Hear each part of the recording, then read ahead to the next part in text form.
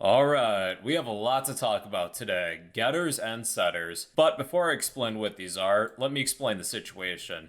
We have a class car, and we have one field within our car class, speed.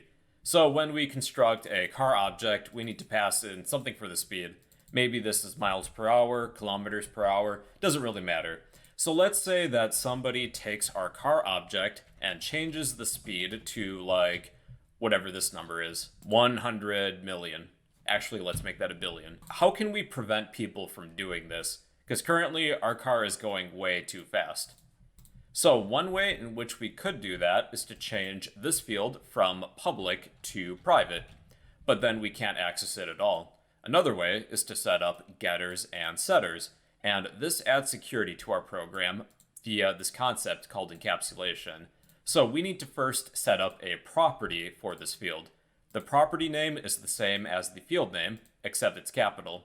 So type public. If you're returning something, list the data type, then speed, and then let's make this capital. Then add a set of curly braces. A property combines the aspects of both fields and methods, and it shares the same name with the field. So it's kind of like something in between a field and a method, and it contains accessors, a get and set accessor. Now, to first assign a value, we'll need to change our constructor. Instead of assigning the field speed, we will assign the property speed. So this has a capital S. Let's create a get accessor first. When we would like to get the value of speed, whatever's contained within speed, we will use this get accessor. So type get, curly braces, and we will return speed. And then we'll need to assign this with the set accessor. And then make sure you have that semicolon at the end. So by using this get accessor, this will read whatever value is within our field. Then we'll need a set accessor if we would like this to be writable. Set curly braces.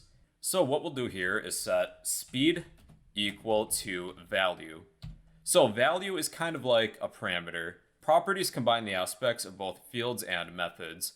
So when we assign a value to speed, well then this value is going to be this.